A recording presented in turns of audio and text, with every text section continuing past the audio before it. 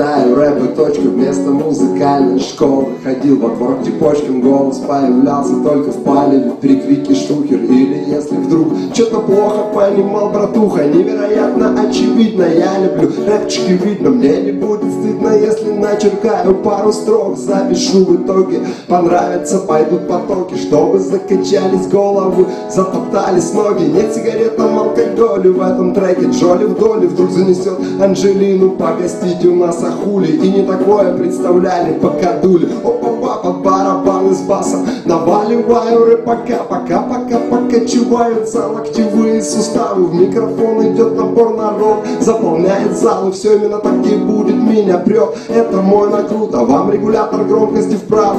И слушать замут, это рэп-абилитация. Давай с нами качаться, всем, кто на месте стоит, пора присоединяться. Эхо локации, винится, братцы. Читко, четко, рэпчик, без лишнего глянца. А то, к чему привело меня занятие рэпчиком. Постоянно занят, больше мне вообще делать нечего. Я из рэпчика даже сделаю себе еду, закипячу минусочек наваристых строчек найду для вас. Составляю запись на автоответчике. Телефоны закачаются под ритмы рэпчика. Ежедневные сюжеты, дни, куплеты, в рэп одеты. Перед сном укрылся рэпом, проснулся согретым.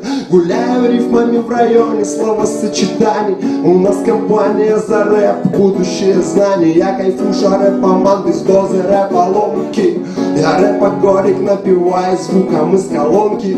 В общем, дело тонкое, я сильно рэпом болен. Доктор внутренний голос абсолютно спокоен, обоснованно, легкий, вирус не вредно. Закаляем иммунитет рэпчиком конкретно. Это рэп-абилитация. Давай с нами качаться, всем, кто на месте стоит, пора присоединяться. Эхо локации, винится, братцы. Читко, четко, рэпчик, без лишнего глянца.